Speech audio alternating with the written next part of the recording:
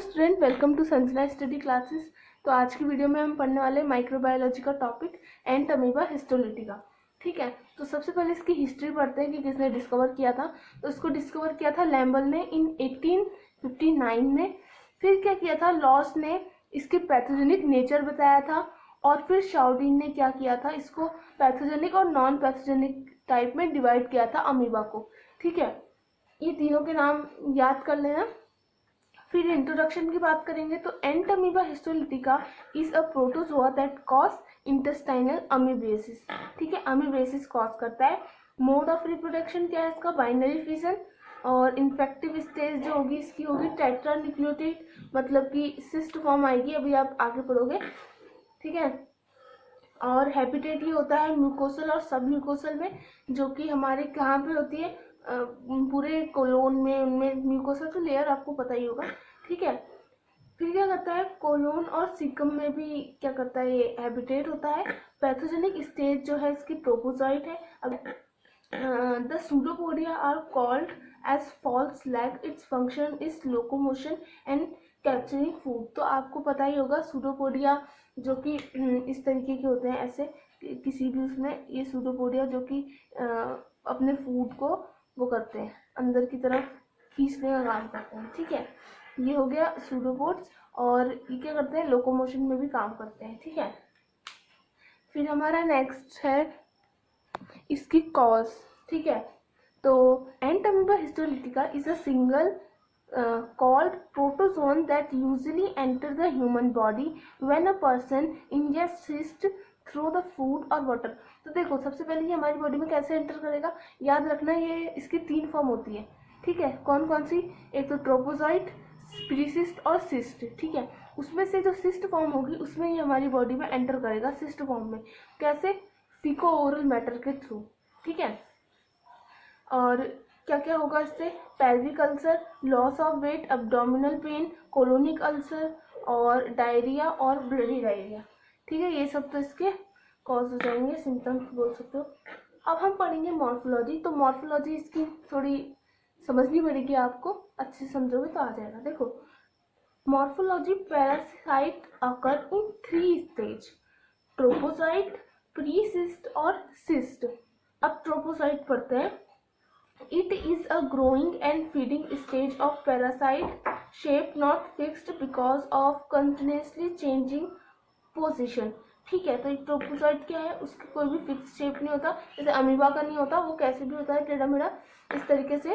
ठीक है, और इसका साइज देखें तो 18 से 40 माइक्रोमीटर इसका साइज होता है। ट्रोपोसाइट आर एनारोबिक पैरासाइट, और ये क्या होते हैं, present in large intestine. Trophozoite are actively motile with the help of pseudopods. ठीक है, ये इसका डायग्राम हो गया। फिर है, हाँ, और ये क्या कॉज करेगा, होल बॉडी सिंड्रोम। जब आप आगे इसकी पढ़ोगे लाइफ साइकिल तो उसमें आपको पता चलेगा, होल बॉडी सिंड्रोम कॉज करता है। फिर है प्रीसिस्ट। फिर है आपकी precyst, it is a intermediate stage between trophozoite और सिस्ट। ठीक है, it is small in size, कितनी, 10 से 20 माइक्रोमीटर। नो आरबीसीज और food materials are found in its endoplasm. The cytoplasm of this is clear and at this stage each cyst is mononuclear. तो देखो, इसमें जो न्यूक्लियस होगा वो एक ही प्रेजेंट होगा, जो मैंने पहले वाले में बताया था उसमें भी एक ही प्रेजेंट होगा। ठीक है, ये प्री सिस्ट स्टेज है। फिर है सिस्ट। सिस्ट क्या होता है, सिस्ट का मतलब है कि मान लीजिए कोई ये आपका ट्रोपोसाइट हो गया या सिस्ट, प्री सिस्ट फॉर्म हो गई, इसके बाहर से कोई भी इस तरीके से कवरिंग लग जाएगी उसको प्रोटेक्ट के लिए, उसको कवर करने के लिए, और जो उसकी चाहे कैसी भी स्टेज हो उसको वो क्या करेगा, प्रोटेक्ट करेगा एनवायरनमेंट से, तो वो होता है सिस्ट। तो देखो, it is a infected form of parasite, shape it is round, और राउंड हो सकता है ओवल इन शेप। साइज क्या होगा इसका, 12 से 15, तो सबसे छोटा साइज होगा इसका।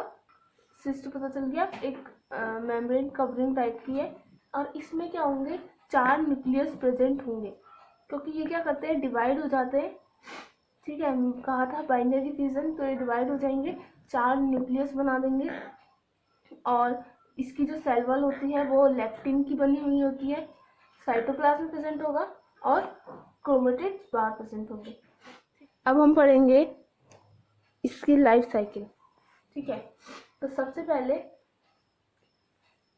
एक मैच्योर सिस्ट बॉडी में एंटर होगा, फीकल मैटर के थ्रू एंटर होगा। वहां से एंटर होने के बाद स्टमक में जाएगा, स्टमक से स्मॉल इंटेस्टाइन में ट्रिप्सिन होता है जो कि प्रोटीन का ब्रेकडाउन करता है। मैंने कहा था कि जो कवरिंग है वो लेक्टिन की बनी हुई है, तो कवरिंग हट जाएगी। ठीक है, तो क्या आ जाएगा, प्रीसिस्ट बन जाएगा। कवरिंग हट गई तो फिर क्या होगा, सूडोपोडिया भी हटेंगे उसमें से। ठीक है, और लेक्टिन भी हट गई तो, लेकिन थोड़ा बहुत जो उसमें लेक्टिन की लेयर का बचा होगा वो क्या करता है, इंटेस्टाइन में अटैच हो जाएगा और वहां पे अल्सर कॉज करेगा। फिर क्या होगा, फिर स्मॉल इंटेस्टाइन के बाद हम देखेंगे मल्टीप्लिकेशन होगा, किसमें, प्रीसिस्ट में। ठीक है, वो क्या बना लेंगे, ट्रोपोसाइट बना लेंगे, 8 ट्रोपोसाइट बना लेंगे, मल्टीप्लिकेशन 8 ट्रोपोसाइट फॉर्म। फिर उसके बाद वो क्या करेंगे, मैंने कहा था इनका कोई पर्टिकुलर शेप नहीं होता है, तो ये हमारी कैपिलरीज के थ्रू ये कहाँ चले जाएंगे, ये हमारे लीवर में, हमारे रेस्पिरेटरी सिस्टम में और ब्रेन में चले जाएंगे, लंग्स में। ठीक है, लंग्स और ब्रेन में चले जाएंगे। फिर क्या होता है, ये किस में कन्वर्ट हो जाएंगे, फिर जो ये फॉर्म है ट्रोपोसाइट फॉर्म, वो कन्वर्ट हो जाते हैं सिस्ट में और एक्सक्रीट आउट हो जाते हैं। मतलब कि देखो, जब ये कुछ ज़्यादा बन जाएंगे तो कुछ तो सिस्ट फॉर्म में कन्वर्ट हो जाएंगे जो कि फीकल मैटर के थ्रू एक्सक्रीट आउट, और कुछ क्या करेंगे, कुछ तो कॉज कर ही रहे हैं ये सब कुछ। ठीक है, अब देखो, अगर जो ट्रिप्सिन है वो लेक्टिन लेयर को नहीं रप्चर कर पाया, तो क्या होता है, वो दोबारा से किस फॉर्म में, सिस्ट फॉर्म में चले जाते हैं, जिसको हम बोलते हैं एनसिस्टेशन। ठीक है, एनसिस्टेशन, और जब बन जाते हैं तो एक्सिस्टेशन। ये इसकी थ्योरी आपको यहाँ पे मिल जाएगी।